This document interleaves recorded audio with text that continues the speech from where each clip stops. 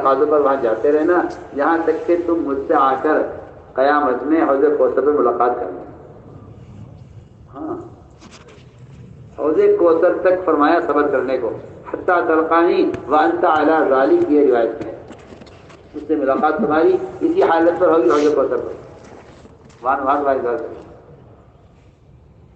اس لیے فرمایا کہ اس راستے کی ناگواریوں پر صبر تب کیا کرنا شکر کرنا چاہیے اللہ کی. اور یہ اللہ کا انعام ہے. میں آپ سے بہت اہم بات کہہ رہا ہوں. جو چیزیں ہمیشہ اور آپ کو بری لگ رہی ہیں وہ اللہ تعالیٰ کا ہم پر انعام ہے کیونکہ اللہ تعالیٰ جس سے محبت کرتے ہیں اس پر نجو کے لائن کی تکالیف لاتے ہیں اور جن کو اللہ تعالیٰ جس سے اللہ نفرت کرتے ہیں ان کو اللہ راحتوں میں اور اللہ تعالیٰ ان کو مال اور اسباب میں اور اللہ تعالیٰ ان کو تعیش کے رقشے میں رکھتے ہیں. جن سے اللہ نفرت کرتے ہیں جن اللہ محبت کرتے ہیں ان کو تکالیف سے گزارتے ہیں. اس لیے میرے بزرگ دوستوں یہ بنیادی چیز ہے صبر جس سے ہمارا مزاج کے اندر نرمی اور وسعت پیدا ہوتی ہے. صبر کرنے سے نرمی اور صبر کرنے سے دل میں وسعت پیدا ہوتی ہے. اور یہ واقعی کام ایسا ہے کہ ایک کام مصدق کل سے ہی ہو سکتا ہے. اس لیے فرمایا کہ اس راستے میں جو ناگواریاں پیش آئیں انہیں صحابہ کی ناگواریوں میں تلاش کیا کہ صحابی کو کہاں پیش آئی اس کو کہاں پیش آئی اس سے ہمارے اندر استقامت پڑے گی. تو میں کرنا چاہتا تھا کہ اللہ تعالیٰ کی غیبی مددوں کے اسباب کیا ہیں. اس میں جو میں نے عرض کیا کہ اللہ کی مدد کے لیے سب سے بنیادی اسباب یاد کیے ہیں جو آپس کی اجتماعیت اور آپس کی اجتماعیت کے لیے یہ اصول ہے. ایک تو یہ ہے. دوسری بات یہ ہے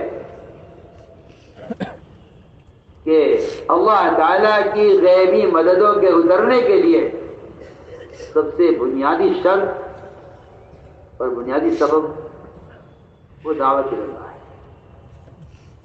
یہ دو بنیادی چیزیں ہیں کہ اللہ کی غیبی مدد ہے.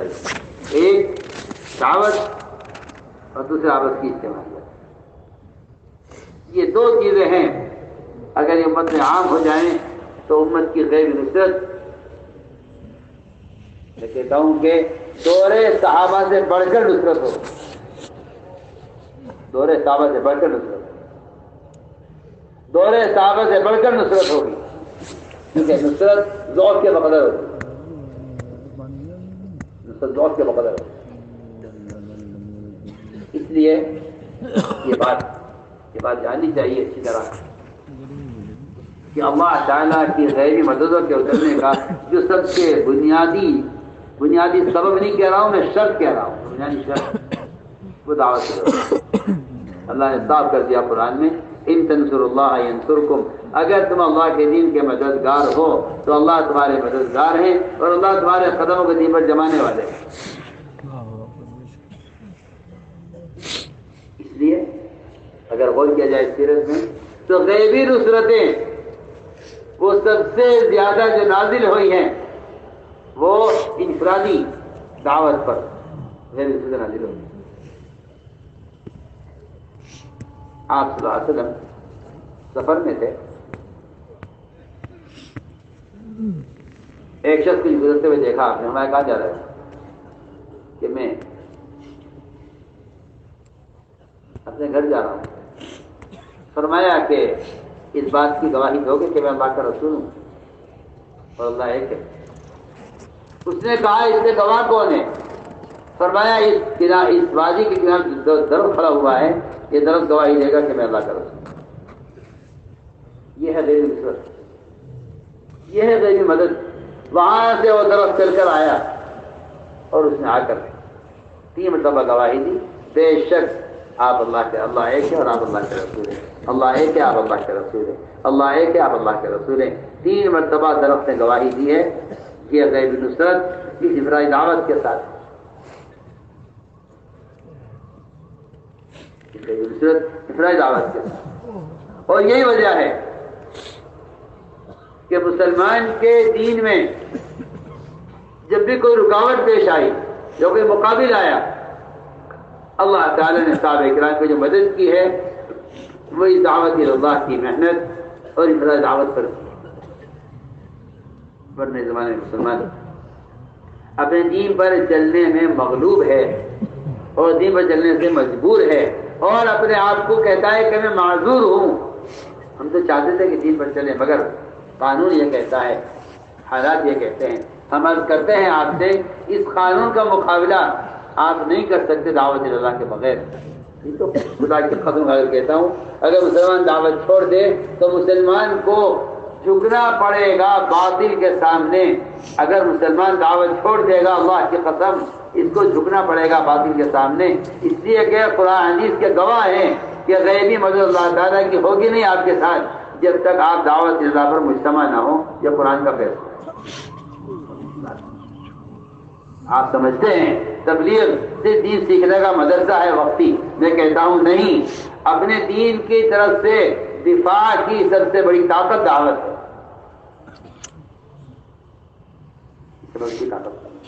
آپ چاہے ساری سماج طاقتیں جمع کر لیں، دعوت اللہ سے بڑھ کر مومن کے پاس کوئی دفاعی طاقت نہیں ہے. آپ قرآن پڑھیے آپ کو پتہ چلے گا. آپ تو سمجھ کے پڑھتے نہیں نا قرآن. آپ کے دماغ میں تو شیطان نے یہ دھوکہ اور یہ وسوسہ ڈال دیا کہ یہ غلو ہے. آپ نے قرآن کبھی غور سے پڑھا نہیں ہے. آپ قرآن پڑھیے آپ کو پتہ چلے گا. تو قرآن نے شرط لگائی ہے اگر تم اللہ کے دین کی دعوت پر قائم رہو گے تو اللہ تمہیں دین پر ثابت قدم رکھیں گے. اور یہ واقعہ ہے.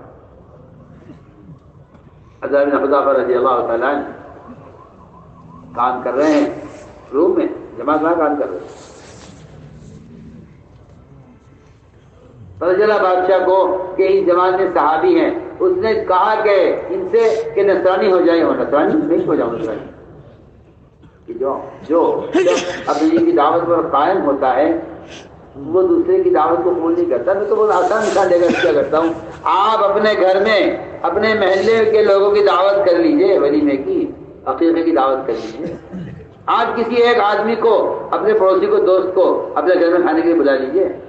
اگر اس وقت کوئی اور آ جائے آپ کے پاس آپ کو اپنے گھر لے جانا چاہے کہ آپ میرے گھر دعوت کے لیے چلیں تو آپ میرے گھر مہمان آئے ہو، میں نہیں آ سکتا. ایسا ہی ہے نا، میں نہیں آ سکتا جناب، میرے گھر مہمان آیا ہوا ہے، میں نہیں آ سکتا. ہو سکتا ہے. آپ سوچیں تو صحیح، اگر آپ کھانے کی دعوت پر ایک دن ایک فرد کو اپنے یہاں بلا لیں، آپ اس دن کسی اور کی دعوت قبول نہیں کر سکتے. جو اپنے دین کی دعوت پر امت کو بلائے گا بھلا وہ کسی دوسرے کا دین قبول کر سکتا ہے؟ آپ سوچیں.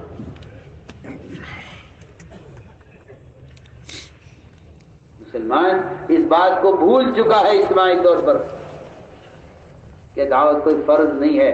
اور میں آپ سے خدا کی قسم 100 بار قسم کھا کر کہہ رہا ہوں آپ سے کہ مسلمان اپنے دین کی دعوت کے بغیر اپنے دین پر قائم نہیں رہ سکتا.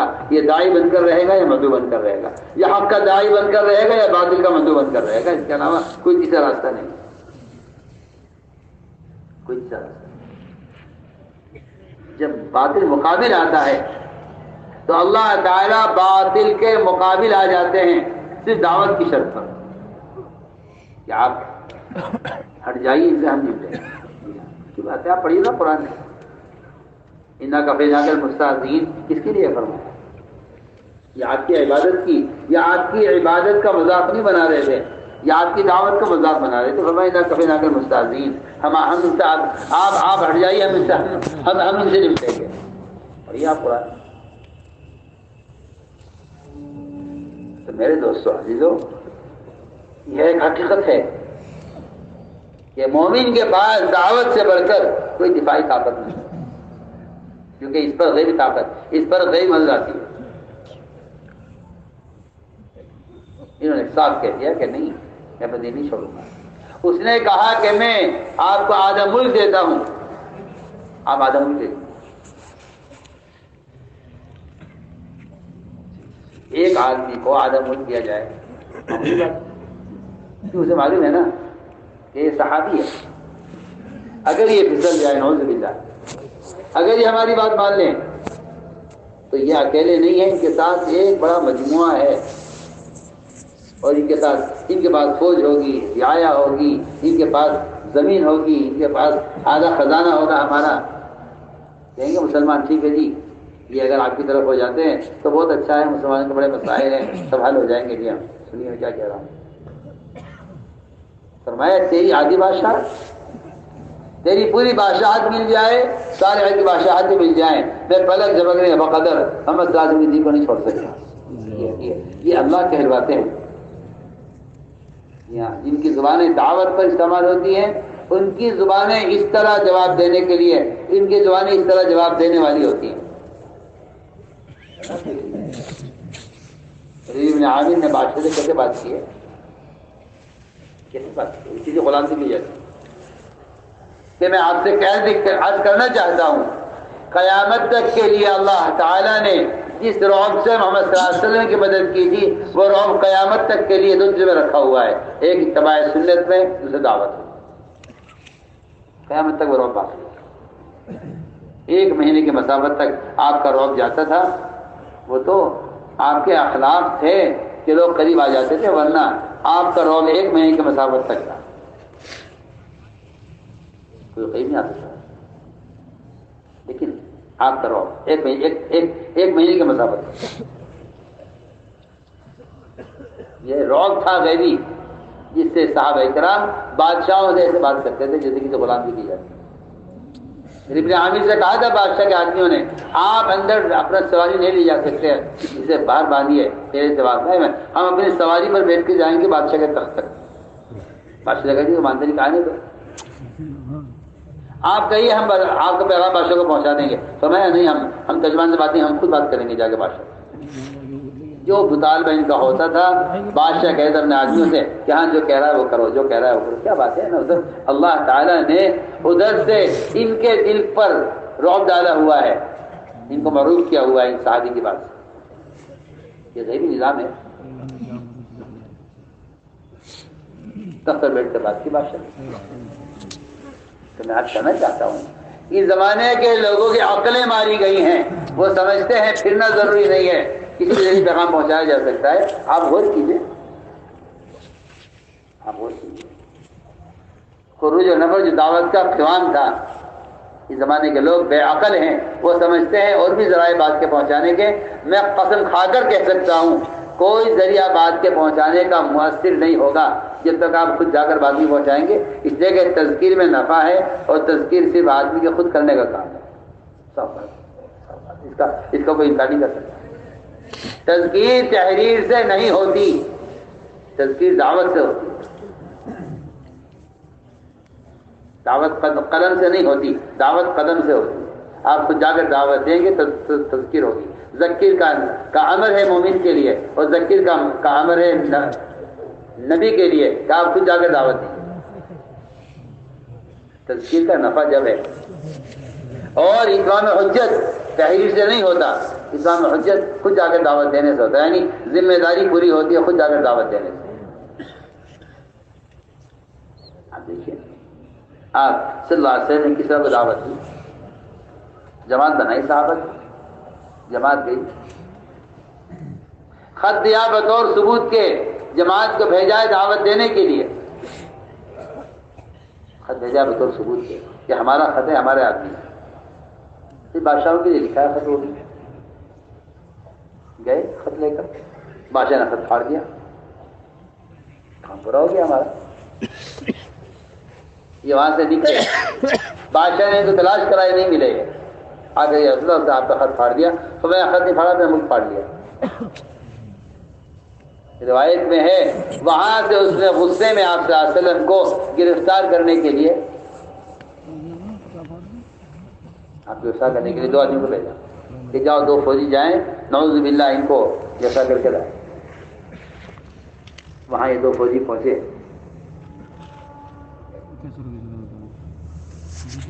آپ سے ملاقات ہوئی، آپ نے فرمایا اپنے صحابہ سے، دیکھو مہمان آئے ہیں، ان کا اکرام کرنا۔ میں آپ سے کیا عرض کروں، سوال اس بات کا ہے کہ اگر میری اور آپ کی ذہنیت بھی وہ ہے جو ہمارے دشمن کی ہے، پھر تو باطل کا مقابلہ باطل سے ہے، پھر تو نہ ادھر حق ہے نہ ادھر حق ہے، نہ ادھر ہدایت ہے نہ ادھر ہدایت ہے، کچھ بھی نہیں ہے۔ میں بہت اہم بات کہہ رہا ہوں، میری بات توجہ چاہتی ہے۔ آپ صلی اللہ علیہ وسلم کی دعوت اور آپ کی اخلاق اور آپ کے کا مزاج یہ تھا کہ آنے والا کس ارادے سے آ رہا ہے ہمیں اس سے مطلب نہیں، ہمیں اس سے مطلب ہے کہ اس آنے والے سے ہم کیا چاہتے ہیں، یہ ہم سے کیا چاہتا ہے، ہمیں اس کی پرواہ نہیں ہے۔ وہ آ رہا تھا سوال کرنے کے لیے، آپ کو اللہ نے وحی سے بتا دیا، فرمایا دیکھو یہ آئے ہیں، ان کو آرام کراؤ، صبح پیش کرنا ہمارے سامنے۔ ڈاکو یعنی فوجی آپ کو گرفتار کرنے کے لیے آئے ہیں، آپ چاہے دونوں کو قتل کر دیتے ہیں، کیا بات؟ اس آنے والے فوجی کو اس کی قوم، اس کے ملک کے لیے داعی بنا کر بھیجنا ہمارے ذمہ ہے، اور یہ آیا ہے ہمارے قتل کے ارادے سے، ہمیں ابن وہب اس کو داعی بنا کر مکے بھیجنا ہے۔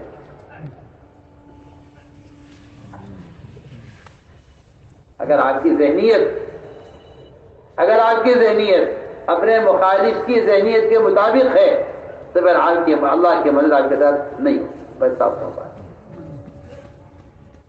آپ کو تو اپنے نفس پر جبر کر کے، اپنے نفس کو دبا کر آپ کو یہ فیصلہ کرنا پڑے گا کہ میرے قتل کی رضا سے جو آدمی آ رہا ہے مجھے اس پر احسان کرنا ہے۔ آپ یہ سمجھتے ہیں کہ ان نشر و اشاعت سے اور ان باتوں سے اسلام پھیل جائے گا؟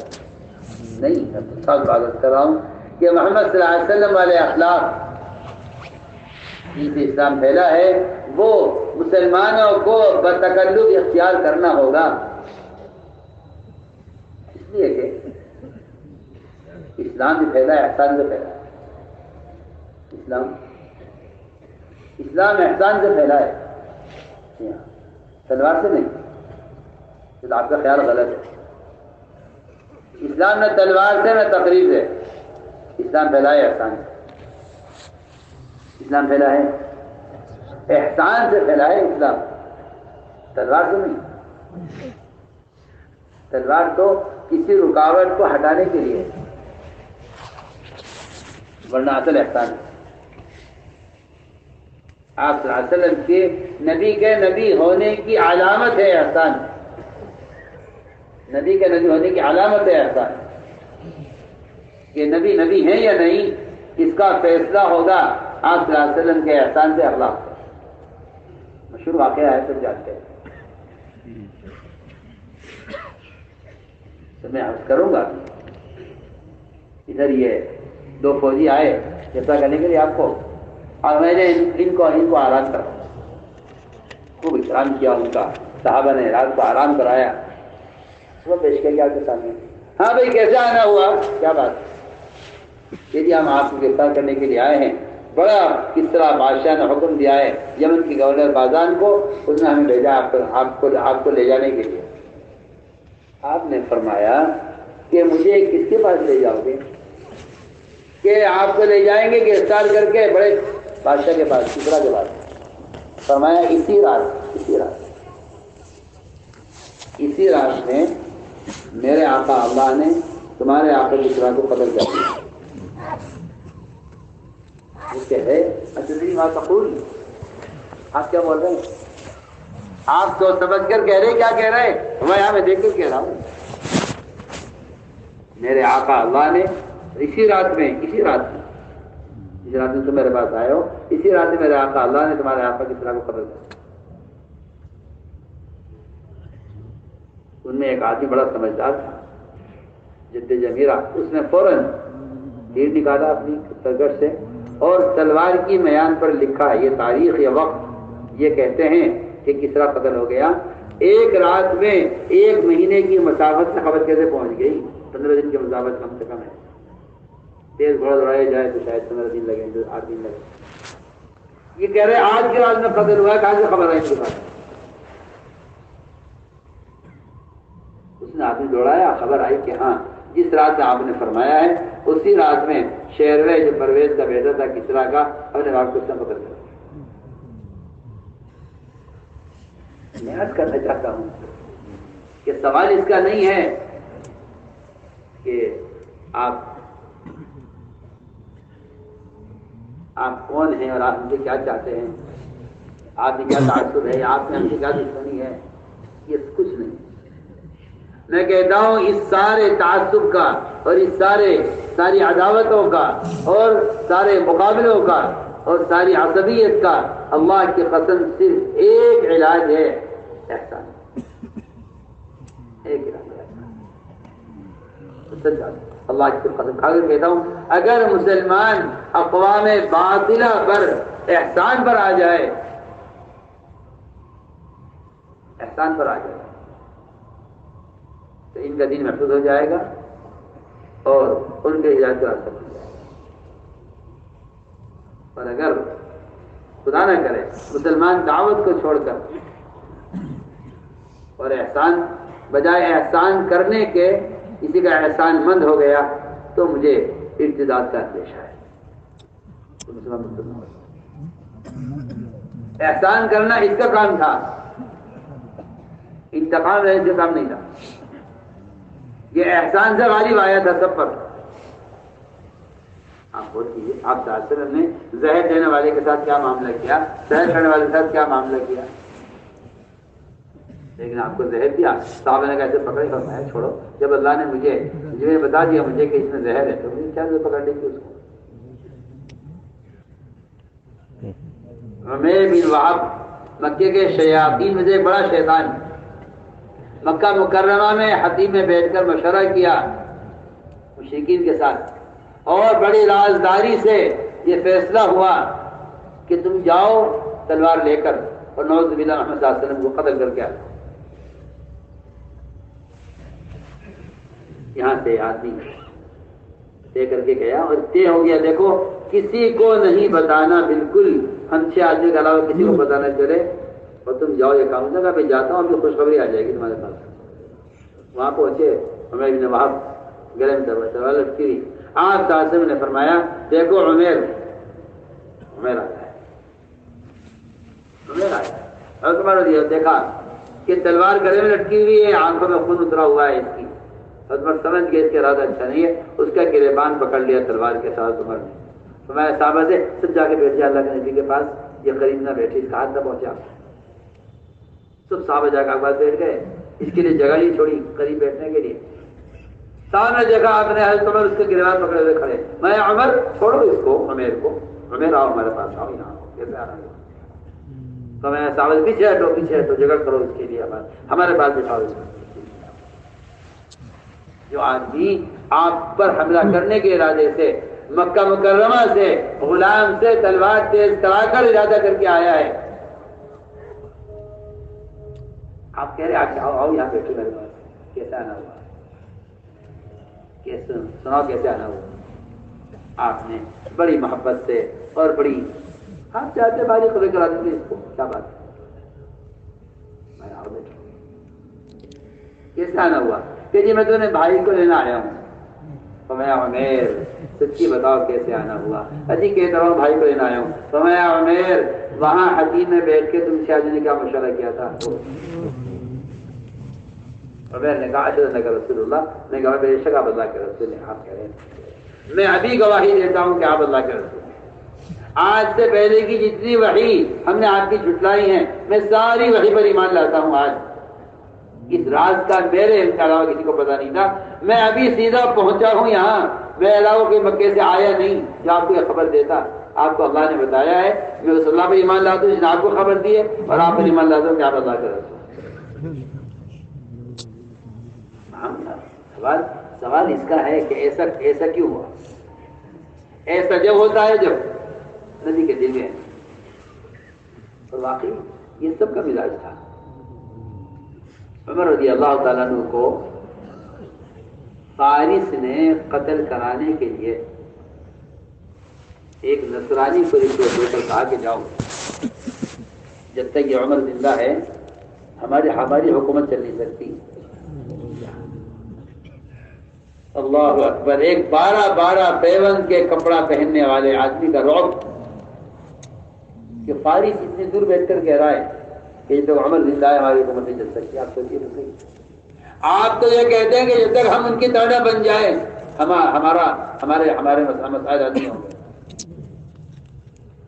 آپ تو باطل کا مقابلہ کرنے کے لیے باطل کی شکل، باطل کا حلیہ اختیار کرنا چاہتے ہیں. آپ کے دل میں شیطان یہ بٹھایا ہے کہ جب تک تم ان کی طرح نہیں ہو جاؤ گے تو غالب نہیں آ سکتے. اور حدیث میں یہ ہے کہ اگر تم ان کی طرح ہو جاؤ گے تو تم اللہ کے دشمن ہو جاؤ گے. تو روایت ہے، میں جو عرض کر رہا ہوں روایت. اگر مسلمان غیر مسلم کا حلیہ اختیار کرے گا تو مسلمان اللہ کا دشمن ہو جائے گا. آپ ننگے پھرتے رہتے، آپ کو پرواہ نہیں ہے. آپ سارے کپڑے پہنے ہوئے ہیں مگر شرعاً عقلاً آپ ننگے ہیں. آپ سوچیے، آپ کہتے ہیں لباس سے کچھ نہیں ہوتا.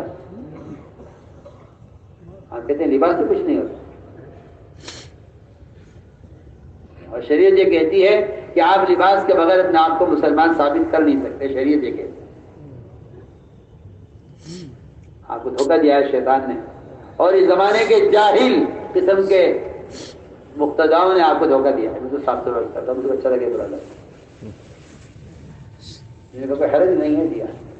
ان کے دل اندھے ہو چکے ہیں اور ان کے دلوں میں یہود و نصارہ جڑیں پکڑ چکے ہیں.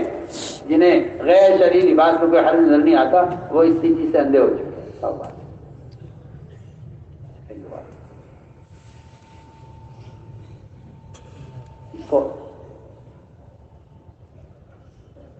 تو میں کچھ کہہ رہا ہوں میرے بزرگ تو روز تھا سنت کا. میں تو صاف تو بیان کرتا ہوں، سب سے کہتا ہوں، جو قوم اپنے حلیے پر مجتمع نہیں ہے وہ قوم مردہ قوم ہے، چاہے مسلمان کیوں نہ ہو. اور جو قوم حلیے پر مجتمع ہے وہ قوم زندہ ہے، چاہے غیر مسلم کیوں نہ ہو. پکی بات. آپ نے اپنی ذلت کا اور اپنی تباہی کا سامان خود کیا ہوا ہے. سب بات. چنانچہ باری حضرت عمر سے اتنا خائف تھا، اس نے ایک نصرانی تیار کیا کہ جاؤ جا گئے عمر کو قتل کر. رشوت بھی بہت بھاری ہو گیا. روایت میں آتا ہے کہ جا کر اس نے تحقیق کی کہ عمر کہاں رہتے ہیں، کہاں کیا سیکورٹی ہے ان کے. نہ کوئی سیکورٹی ہے، نہ کوئی محل ہے، نہ کچھ ہے. کام کرتے کرتے جب تھک جاتے عمر رضی اللہ تعالیٰ عنہ تو ایک درخت کے نیچے زمین پر لیٹ کر سو جایا کرتے. یہ ضروری درخت کے نیچے بٹی پر سونے والے کا اتنا رعب تھا کہ فارس یہ کہتا ہے وہاں بیٹھ کر کہ اس آدمی کو ہوتے ہوئے ہماری حکومت نہیں چل سکتی.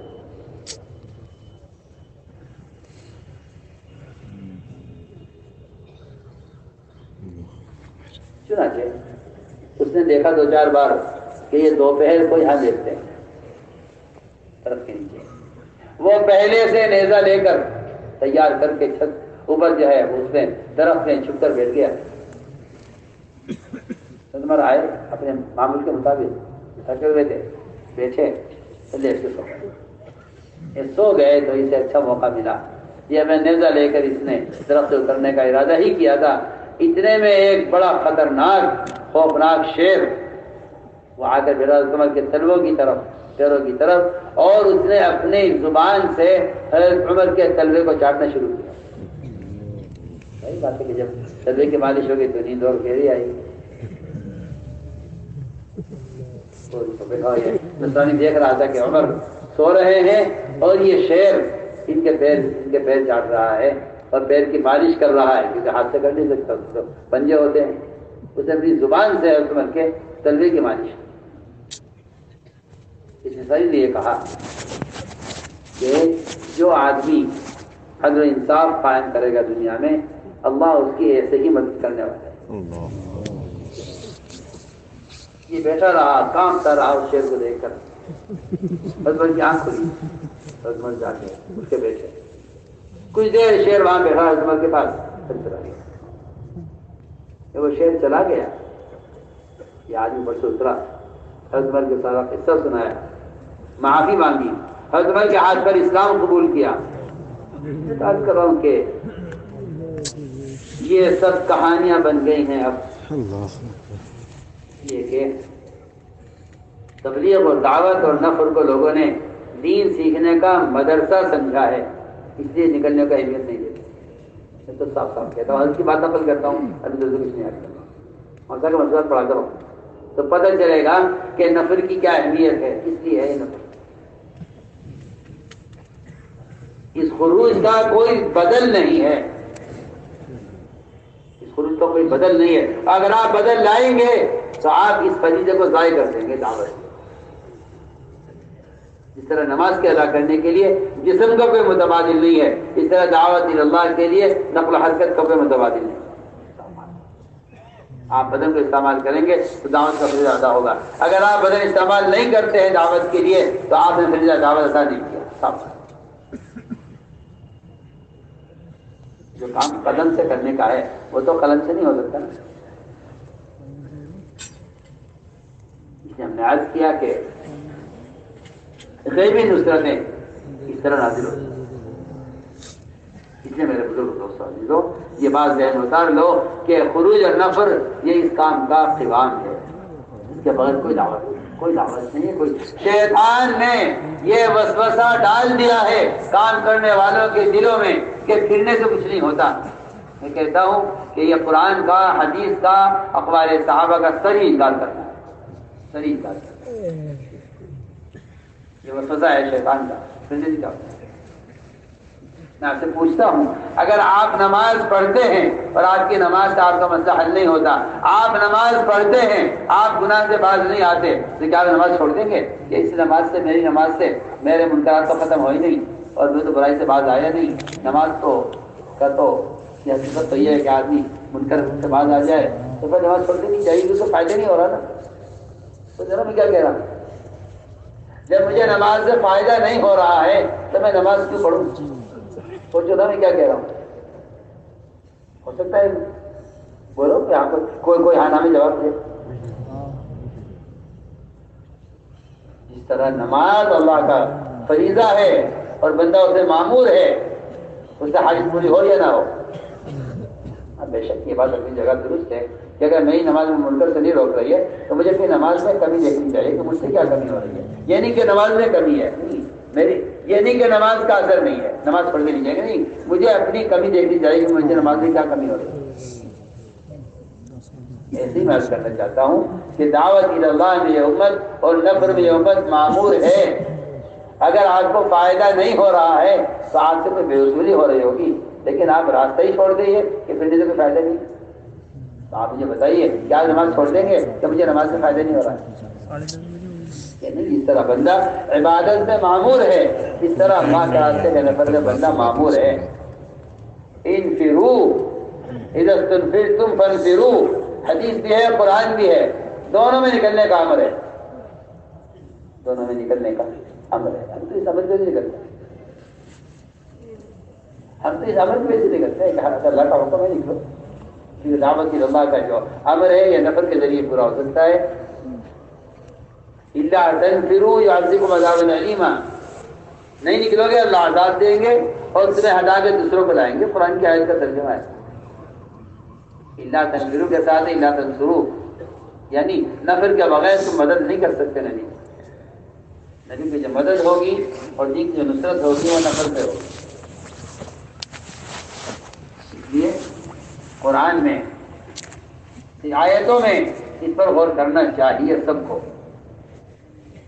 کہ قرآن نے جو نفر کا حکم دیا ہے، آیا وہ صرف قتال کے موقع پر دیا ہے یا نفر مستقل ہے، قتال عارض ہے؟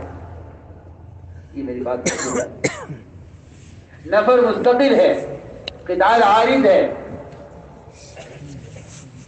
جو مستقل کا عمل ہے وہ عارض پر محفوظ ہو نہیں سکتا۔ سوچیے کتنے موقع ہیں قرآن میں، حدیث میں بے شمار کہ جہاں قتال کا کوئی شبہ بھی نہیں ہے، وہاں نفر میں تاخیر ہونے پر عذاب کی وعیدیں پڑھی۔ آپ قرآن نے ہلاکت کی دھمکی دی ہے کہ اگر نہیں نکلو گے تو اپنے آپ کو ہلاکت میں ڈال دو گے۔ وَأَنفِقُوا فِي سَبِيلِ اللَّهِ وَلَا تُلْقُوا بِأَيْدِيكُمْ إِلَى التَّهْلُكَةِ، اس آیت میں نہ اس سے زکوٰۃ مراد ہے کہ زکوٰۃ نہیں لوگے تو اپنے آپ کو ہلاکت میں ڈال دو گے، نہ اس سے نفس الزکوٰۃ مراد ہے یہی نکل کر ہلاکت میں ڈال کر اپنے آپ کو. نہ اس سے مدینے میں رہ کر بیواؤں یتیموں مسکینوں پریشان لوگوں پر مال خرچ کرنے سے انکار کیا تھا انہوں نے کہ اپنے آپ کو ہلاکت میں ڈال دیں. یہاں اس بات پر غور کرنے کی سب کو ضرورت ہے کہ یہاں انفاق کا جو حکم آیا ہے وہ اللہ کے راستے میں نکل کر خرچ کرنے کا آیا ہے.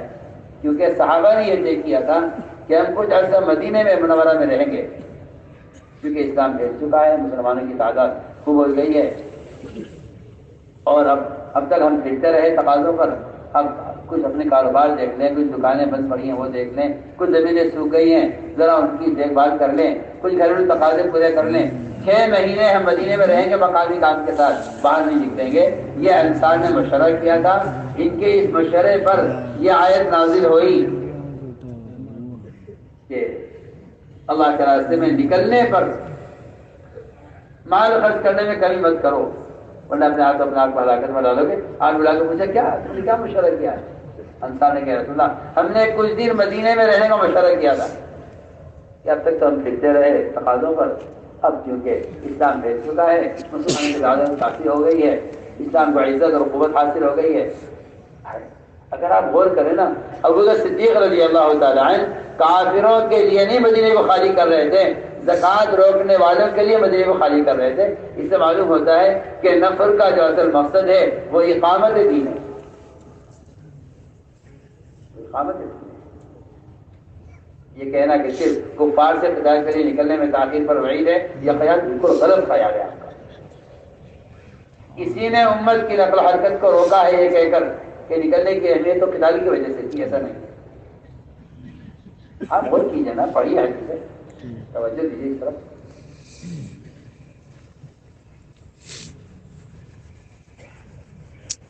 اللہ نے حکم دیا یحییٰ علیہ السلام کو کہ یحییٰ بنی اسرائیل کو جمع کرو بیت المقدس میں, اور آپ 5 باتیں انہیں پہنچاؤ. اللہ کے ساتھ شریک نہ کریں کسی کو, نماز قائم کریں, زکوٰۃ ادا کریں, رمضان کے روزے رکھیں, اللہ کا ذکر کریں. یہ 5 باتیں آپ نے پہنچا. ان 5 باتوں کے پہنچانے میں صرف اتنی بات تھی کہ مسجد میں جمع کر کے آپ انہیں بنی اسرائیل کو یہ بات پہنچا دیں. نہ کوئی قتال کا حکم ہے, نہ کوئی وہ کافروں سے مقابلہ ہے, کچھ نہیں. لوگوں کو مسجد میں جمع کر کے انہیں یہ فرائض بتانے. یحییٰ علیہ السلام کسی کام میں مشغول تھے. عیسیٰ علیہ السلام نے کہا کہ یحییٰ سے کہ یحییٰ اللہ نے تمہیں حکم دیا تھا, اگر تم نہیں جا رہے ہو تو میں چلا جاتا ہوں. ایسا نہ ہو, انہیں اندیشہ تھا اس بات کا کہ کہیں اس کام میں تاخیر نہ ہو جائے. یحییٰ علیہ السلام نے کہا عیسیٰ ہرگز تم مت جانا, اگر میں نے یہ کام نہ کیا تو اللہ مجھے زمین میں دھسا دیں گے, اللہ مجھے عذاب دیں گے. آپ پڑھیے روایت. لوگوں کو مسجد میں جمع کر کے اتنا پیغام پہنچانے میں اگر دیر ہو رہی ہے اور متبادل پیش کرا اپنے آپ کو عیسیٰ علیہ السلام کرے, آپ بھی جا کے میں جاتا ہوں, چلو آپ چلے جاؤ. جی ہاں جماعت میں جانا نا بھائی, میں زیارت سے رہ جاؤں.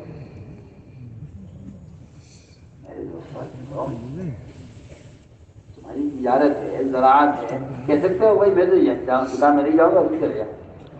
تیرا کمانا الگ ہے, میرا کمانا الگ ہے, تیرا کام الگ, میرا کام الگ. ہر آدمی تجارت کو اپنا فرض منصبی سمجھتا ہے, اپنا ذاتی فرض سمجھتا ہے کہ میرے ذمہ ہے.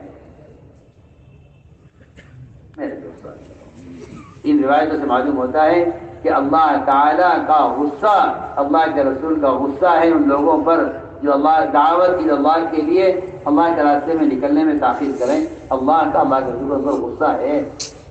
آپ پڑھیے قرآن, آپ پڑھیے حدیثیں, آپ پڑھیے صحابہ کا واقعات, آپ کو معلوم ہوگا کہ اللہ کا غصہ ان لوگوں پر ہے جو دعوت اللہ کے لیے نکلنے میں تاخیر کریں. کیوں ہے غصے کی کیا وجہ ہے؟ تو غصے کی وجہ یہ ہے کہ نکلنے میں تاخیر کرنا دین کے مٹنے کا سبب ہے. اگر آپ لوگوں کو جا کر انہیں ان کے ماحول سے نکال کر ہمیں کے ماحول میں نہیں لائیں گے تو ظاہر بات ہے کہ وہ برائی کا ماحول میں پڑھ کر برائی کی طرف ایسے جائیں گے کہ پھر ان کا اسلام پر قائم رہنا بھی مشکل ہو جائے گا. ایک سیلاب ہے کفر کا جو باہر کرتے جا رہا ہے. اب ہم یہ پوچھ رہے ہیں کہ بھائی دعوت دینے کے فرض ہے، اللہ جزائے خیر دے، اللہ عمر طویل عطا فرمائے، صحت و قوت کے ساتھ مفتی تقی عثمانی مدد علی کو صاف اور اچھی بات ہے۔ وہ تبلیغ کے دو رخ، تبلیغ کے دو رخ، دو قسمیں، ایک فرض عین، ایک فرض کفایہ۔ فرض عین ہر فرد کے ذمے ہے دعوت دینا، کہ جو منکر کو دیکھ رہا ہے اس کو چاہیے کہ اس سے اپنے ہاتھ سے اس کو بدلے، یہ زبان سے بدلے، ہر ایک کے ذمے ہے۔ یہ فرض کفایہ نہیں ہے، فرض عین ہے۔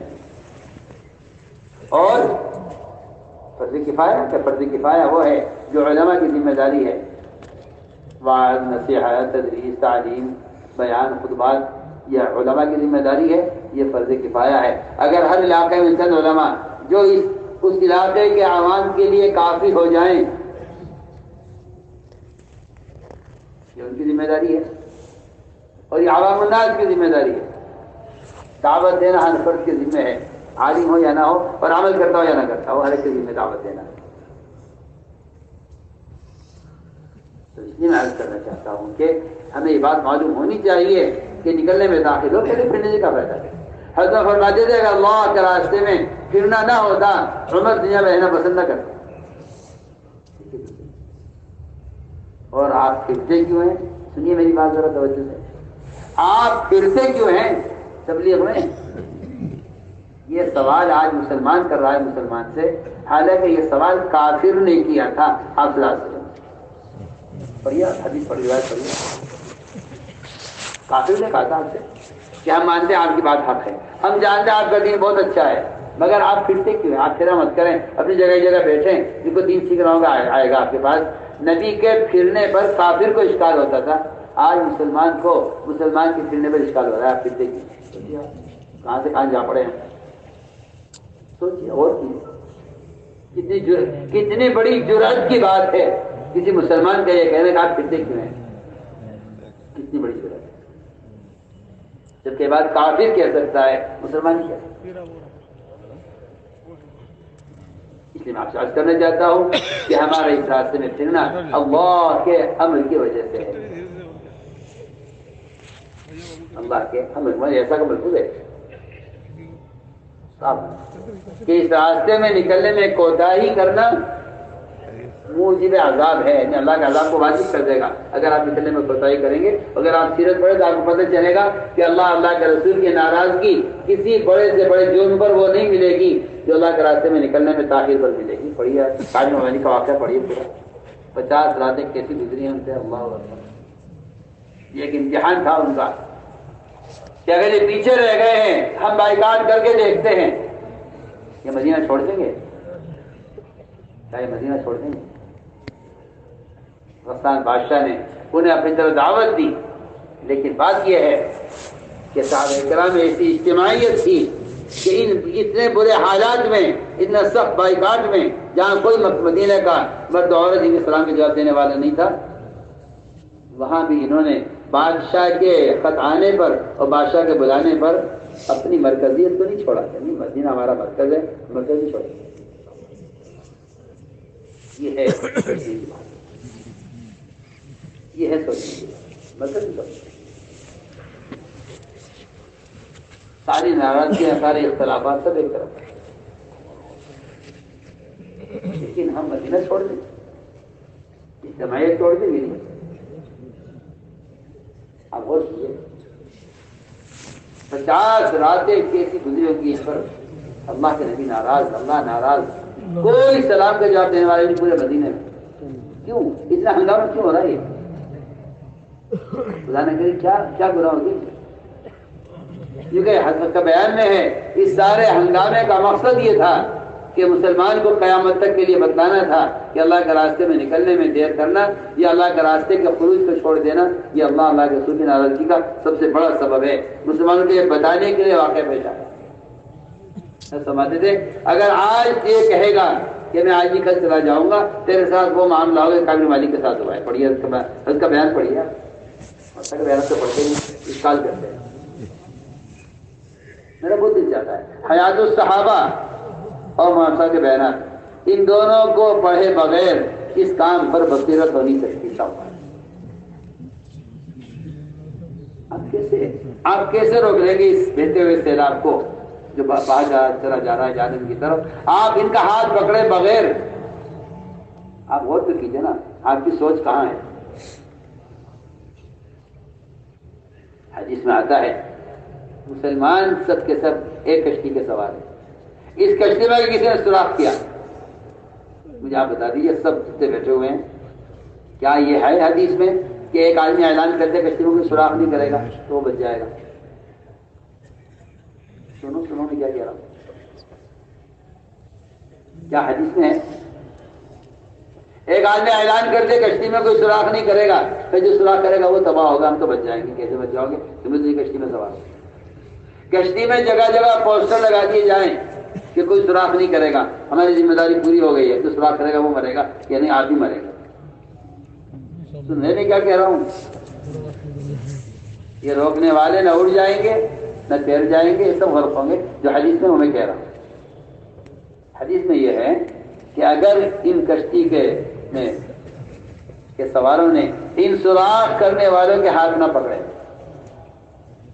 میں جو کہہ رہا ہوں میری بات کی طرف وہ توجہ کی ضرورت ہے.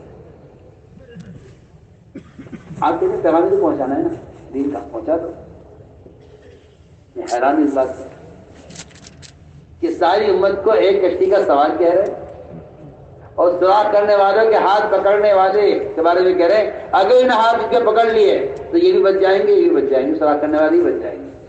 اور اگر ہاتھ نہیں پکڑے ان کے اور انہیں سوراخ کر دیا تو روکنے تو یہ سب کے سب ڈوبیں گے، چاہے اس میں عابد ہو، زاہد ہو، متقی ہو، دیندار ہو، کوئی جو سب ڈوبیں گے.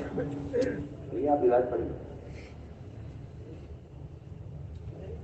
میں اس لیے کہنا چاہتا ہوں کہ اصل ضرورت اس کی ہے کہ میں فرد سے ملاقات کروں، ایک کے پاس چل کر جاؤں، میں اس کو سمجھا کر اس کو اس گڑھے سے نکالوں. اب تو فرماتے ہیں کہ گناہ کرنے والا گڑھے میں گرنے والے کی طرح ہے. آپ اگر اس کو نکلنے والے کو پر بیان کر لیں کھڑے ہو کر اس کے منڈے پر کوئی کی اور اس سے کہ آپ باہر آ جائیے، آپ ہلاک ہو جائیں گے، تو کیا وہ اس سے وہ آپ کے بیان سے نکل آئے گا باہر؟ بولیے تو یہاں نام جواب تو دیجیے. اس کو سہارا چاہیے نا، اس کو سہارا چاہیے، اس کو بیان نہیں چاہیے آپ کا، اس کو سہارا چاہیے. تو میں یاد کرنا کہ سب سے زیادہ آپ صلی اللہ علیہ وسلم کا اپنے آپ کو تھکانا وہ اسرائی دعوت میں ہوا کرتا تھا. اسی لیے اللہ کا آپ پر رحم آتا تھا اور صحابہ کا آپ پر ترس آتا تھا. اور آپ اتنا تھکا دیتے اپنے آپ کو ایک آدمی کو سمجھانے میں کہ پھر اللہ تعالیٰ آپ کا رحم کھا کر آپ کا انبیاء علیہ السلام کا صبر یہ قوموں کی ہدایت کا ذریعہ بن جائے. اگر میں ان کے انسان کو کے ساتھ آپ نے کیسی کوشش کی حضرت عمر کو غصہ آ گیا تو میں چھوڑیے اس کو، اسے میرے حوالے کیجیے، بات نہیں سنے گا، میں اسے جانے میں پہنچا دیتا ہوں. آپ کو عمر کی بات سے ناگواری ہوئی، آپ کا مزاج تھا کہ آپ کو کوئی بات بری لگتی تھی تو آپ ان سے روک کہہ جا کرتے تھے. حضرت عمر فرماتے ہیں پریشان ہو گیا کہ آپ نے مجھ سے اعراض کر لیا، مجھ سے غلطی ہوئی، مجھے نہیں کہنا چاہیے تھا. آپ پھر بھی سمجھاتے رہے یہاں تک کہ کیسان نے آپ کی بات کو قبول کر لیا. میں عمر اگر تمہاری بات مان لیتا تو جہنم میں جاتا، آج اللہ نے اس کو بچا لیا میرے لیے. اصل مسئلہ ساری امت کو جہنم سے بچانے کا ہے. آپ گشت اور خروج اور 4 مہینے اور قلعے اور بیرون اور اندرون اس سب کی بنیاد تو ہے نہیں ہمارے پاس، اس کی ڈگروں میں کیا ضرورت ہے نکلنے کی؟ جو کام کی سب جو بنیاد ہے، اصل مقصد تھا امت کو اجازت سے روکنا اور امت کو جہالت سے نکالنا علم کے ذریعے. اگر وہ بنیاد نہیں ہے تو پھر آپ کو نکلنے کی کیا ضرورت ہے کہ آپ خود بھی نکلنا؟ اگر یہ بنیادی نہیں ہے عمل کرتے ہیں کہ اس راستے میں نکلنا اللہ کے عمل کی وجہ سے. اس لیے مجمع کی سطح پر آ گیا ہے، یہاں سے آگے بڑھنا ہے، یہاں سے آگے بڑھنا ہے، کیونکہ ہماری آپ کی منزل صحابہ ہیں، اور عمومی صحابہ کی ترتیب یہ ہے کہ 6 مہینے مقام پر 6 مہینے باہر. یہ صحابہ کی ترتیب 6 مہینے مقام پر 6 مہینے باہر. یہ صحابہ کی ترتیب. یہ سال کے اعتبار سے ہے. روزانہ کے اعتبار سے ترتیب یہ تھی کہ آدھا دن مسجد کا آدھا دن کمائی کا اور گھر کا. آدھی رات مسجد کی آدھی رات آرام. یہ ترتیب صحابہ کے رات. ابھی آپ مت سمجھیے کہ آپ کسی معمول پر آ گئے ہیں. ابھی ہم اور آپ اس کام کے اعتبار سے ایک سفر میں ہیں. جی ہاں, منزل تو وہ ہے جہاں آپ راستے میں صحابہ کو چھوڑا. اس لیے میرے دوستوں بزرگوں, نکلنے کو اللہ کا امر سمجھو. اور میں آپ سے یقینی طور پر عرض کرنا چاہتا ہوں, جتنے فتنے آپ کے سامنے ہیں, آپ ان فتنوں سے لڑیں گے تو آپ ان فتنوں سے بچ نہیں سکتے. اگر آپ فتنہ ختم کرنا چاہیں گے تو آپ ختم ہو جائیں گے, فتنہ ختم نہیں ہوگا. میں بہت اہم بات ہے. ایسے فتنے ہیں, حدیث میں آتا ہے ایسے فتنے آئیں گے جو ان فتنوں کو دور سے جھانکے گا وہ بھی فتنے میں مبتلا ہو جائے گا. یہ حدیث میں ہے, میں جو روایت سے کہہ رہا ہوں وہ کہہ رہا ہوں. جھانکے گا صرف دور سے, فتنے کو دیکھنا چاہے گا وہ بھی فتنے میں مبتلا ہو جائے گا. پھر آخر فتنے کو جڑ سے ختم کرنے کا کیا راستہ ہے, کیا ذریعہ؟ بہت کرے سیرت میں سب کچھ ہے نا. فتنوں کو ختم کرنے کا ایک ہی راستہ حدیث میں ہے کہ اگر کوئی شخص کوئی فتنے کی بات اٹھائے اور فتنے کا سوال اٹھائے تو اس کا علاج, اس فتنے کو دبانے کا علاج سنت یہ ہے کہ اسی وقت نکل جاؤ. میں نے تو سالیچہ رکھ چکا ہے, میں نے تو جامع رکھ چکے ہیں. نہیں, اسی وقت نکل جاؤ. کیوں؟ اس لیے تاکہ میں دوسروں کو خیر پر لانے میں مشغول ہو جاؤں. ایسا نہ ہو کہ فتنہ پھیلانے والا مجھے کسی فتنے میں استعمال کر دے. کیونکہ جانے مشغول ہوتا ہے, وہ دوسرے کام میں مشغول نہیں کیا جاتا. اپنے آپ کو مشغول کر لو, اپنے آپ کو مشغول کر لو کام میں. میں ایک صاحب آئے میرے پاس کچھ مسائل لے کر, یہ مسئلہ ہے, یہ مسئلہ ہے, یہ مسئلہ ہے. میں نے کہا کہ جب تمہارے پاس یہ صاحب مسائل لے کر آئے تھے تو تم نے تو گشت کیا نہیں ہوگا, کیونکہ تم نے کہا ہوگا کہ میں تو گشت کر چکا ہوں, تو 2.5 گھنٹے دے چکا ہوں, مسیح پاجو بیٹھ جاؤ بات کر, میں تو تمہیں تو کر چکا ہوں. میں نے کہا اس بات لانے والے سے اسی وقت کہتے کہ آؤ چلو میں گشت کے لیے جا رہا ہوں.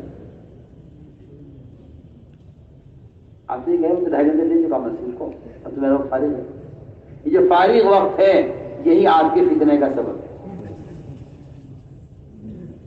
جب آپ کے پاس کوئی آج پر لے کر آئے کہ جی فلاں بات کیا, اچھا جی چلو میرے ساتھ چلو, یہاں ہمارے یہاں اتنی زر کی ساری پٹی ایسی ہے کہ یہاں کسی مسلمان کو کلمہ یاد نہیں. آج میرے ساتھ انہیں کلمہ سکھا دیں. جیسے ہی کوئی تم سے کوئی اس طرح کی بات کہے, آ جاؤ میرے ساتھ ذرا انہیں کلمہ سکھا دیں. میرے پاس فرصت کہاں ہے, میرے پاس فرصت کہاں ہے. اس کے علاوہ میں آپ سے قسم کھا کر کہتا ہوں, اگر آپ روزانہ صرف 10 آدمیوں کو کلمہ سکھانے اور نماز سکھانے کی کوشش کریں, آپ کو کھانے کا وقت نہیں ملے گا. دکان کارخانے سے بہت دور کی چیز. آپ کر کے دیکھیے, ایک بوڑھے آدمی کے کلمے کے الفاظ درست کرانے میں آپ کو گھنٹہ بھر لگ جائے گا کم سے کم. کیا خبر نہیں نماز کی نہ کلمے کی, اور آپ بیٹھ کے باتیں کر رہے ہیں کہ ہم فتنہ ختم کریں گے. آپ فتنہ ختم کرنے والے نہیں ہیں, آپ فتنہ پھیلانے والے ہیں. اگر آپ فتنہ ختم کرنا چاہتے تو آپ سنت پر عمل کرتے. حضرت صاحب نے باب قائم کیا ہے, فتنے کو جڑ سے ختم کرنے کے لیے دعوت کے کام میں مشغول ہونے میں جلدی کرنا. یہ جو نام قائم کیا, نکلنے میں جلدی کرنا, فتنے کو ختم کرنے کے لیے. ہاں, آپ بیٹھے ہوئے دکان پر, کوئی آ جائے گا آپ کے پاس, ہاں جی فلاں بات کیا تھی, فلاں بات کیا تھی, فوراً چلو آپ بتاؤ آج تم نے کتنا کلمہ پڑھوایا, آج کتنے سے ملاقات ہوئی. آدمی کام کی بات شروع کرے. اگر وہ آدمی کام کا ہے تو آپ یہاں کام کی بات کرے گا, اور اگر اس کا مزاج کام کا نہیں ہے تو آپ کو چھوڑ کے چلا جائے گا. ایسے فتنے سے بچنے کے لیے اپنی کام کی مشغولی کو بڑھانا سنت ہے. یہ میں تو حدیث سے کہہ رہا ہوں, جو حدیث میں ہے وہ عرض کر رہا ہوں کہ فتنہ پھیلانے والوں کی باتوں سے رکنے کا ایک ہی راستہ ہے کہ آپ اپنے کام کی مشغولی کو بڑھا دیں. تقاضا نہیں ہے, تقاضا پیدا کر دیں.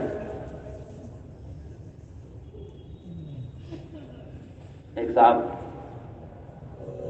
تھے بالکل بیکار، کوئی کام نہیں، اس کی دکان میں بیٹھ گئے، اس کی باتیں کر لی، اس دکان میں بیٹھ گئے، اس کی باتیں کر لی، کچھ تھوڑی دیر غیبت کر لی. اب وہ بیچارہ دکاندار پرچون کی دکان اس کی، حساب لگانا ایک چیز کا، تھوڑی چیزوں کو لکھنا اور اپنے بیچارے کا جمع خرچ کرنا، مشغولی بہت ہوتی ہے پرچون کی دکان والی. اس لیے کہ گھر کی صبح سے شام تک کی ضروریات ساری دکانوں پر ہوتی ہیں. تو ایک آ کے بیٹھ جاتا تھا، ہاں بھائی تمہارا مسئلہ کیا تھا، فلاں گھر کا مسئلہ کیا تھا، تو میرے گھر کا مسئلہ یہ تھا. اب اس کا حساب بھی لے جاوے دکان کا اور گاہک بھی آگے چلے جاوے، وہ باتوں میں لگا رہے، اس سے بڑا نقصان ہوا اپنے کاروبار میں. اس کے سمجھ میں کچھ نہ آیا، اس نے اندر سے ایک بوری اٹھا کے لایا، مرچ کی خالی بوری، اور لا کے جھاڑی وہاں دور سے، اس کے جب مرچ کا جھٹکا لگا اس آدمی کو تو وہ اٹھ کے چلا گیا. کیا کرتا ہے میرا وہ ظاہر کرتا ہے آ کے، کام کچھ ہے نہیں اس کا، جو ہم کام کرنے والے ہیں نہیں کام کرنے دیتا. تھوڑی دیر اگلے دن گھر آ کے بیٹھ گیا، بات شروع کر دی. میں کہا ہاں بھائی آج دکان کی صفائی رہ گئی میری، ہاں بتاؤ بات کرو. پھر لا کے اندر سے ایک تھوڑی اس کی مرچ کی خالی وہ جھاڑی اور مرچ کا جھٹکا رکھ دو، کیونکہ وہ اس کا دن یہ کام ہو تو عادی ہو گیا اس کا. پھر 10 کا لگا چلا گیا. کیا بات ہے، میں نے پوچھا کیا بات، یہ وہ ظاہر کرتا ہے ہمارا. میں سب صاف کہتا ہوں آپ سے، جو کام کرنے والا عملہ ہوگا وہ تو کام کی بات کرے گا، جو کام کرنے والا نہیں ہوگا وہ ایک طرف ہو جائے گا. اس لیے سیرت میں ہے، یہ جو میں کہہ رہا ہوں کہ سیرت میں یہ ہے کہ اگر کوئی فتنے کی بات پیش آئے تو اپنے اللہ کے راستے کے خروج کو بڑھا دو. آپ صلی اللہ علیہ وسلم نے ایک فتنے کی بات اٹھانے والے عبداللہ بن ابی بن سلول منافقین کے سردار کی، ایک فتنے کی بات اٹھانے والے نے کہ ہم عزت والے ذلت والوں کو نکال کے بات کر دیں گے. آپ نے سامنے فرمایا کہ اس بات کو ختم کرنے کے لیے آپس میں اس کے تذکروں میں ساتھی نہ پڑے، اس کے لیے نکلو. فوراً چلایا، سارا دن چلایا، ساری رات چلایا، اگلے سارا دن چلایا، ساری رات چلایا. صحابہ تھک کے چور ہو گئے. 2.5 دن چلا کے ان کا تھکا دیا صحابہ کو کہ صحابہ گرم ریت پر گر کر سو گئے. لیٹ کر نہیں، گر کر سو گئے. ہر ایک نے اپنے آپ کو گرایا سواری کے اوپر سے. اتنی طاقت نہیں تھی صحابہ میں کہ ریکارڈ پہ رکھ کے اترتے، جو جہاں گرا وہاں گرم ریت پر گر گئے. کیوں کیا میں ایسا فرمایا، آپ نے خود فرمایا یہ میں نے اس لیے کیا ہے تاکہ تمہارا ذہن اس بات سے ہٹے.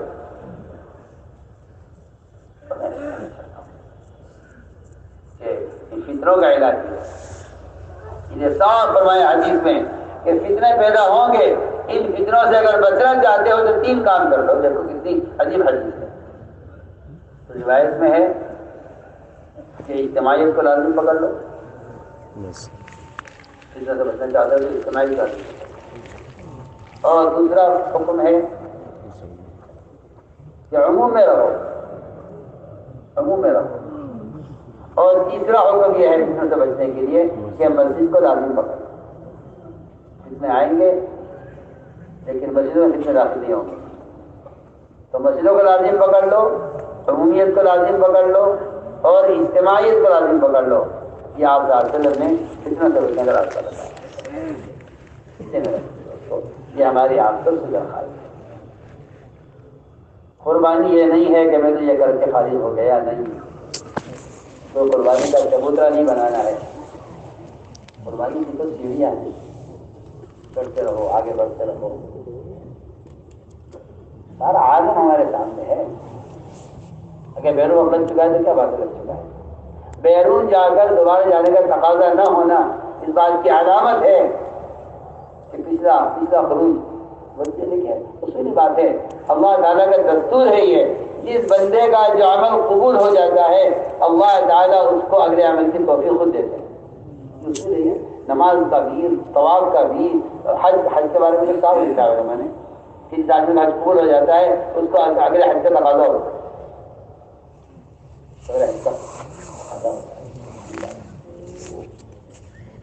اس لیے انصاف سے بات کر رہا ہوں آپ سب سے. ہر سال 4 مہینے لگانے والے اور ساری امت، میں ان کو نہیں کہہ رہا ہوں، ان کے علاوہ جو بھی، کہ ہر سال 4 مہینے کا مطلب یہ ہے کہ ایک سال 4 مہینے اپنے ملک میں، اپنے صوبے میں، اگلے سال کے 4 مہینے ہندوستان کے کسی صوبے میں تقاضے پر، تیسرے سال کے 4 مہینے باہر کے کسی ملک میں۔ یہ ترتیب ہے۔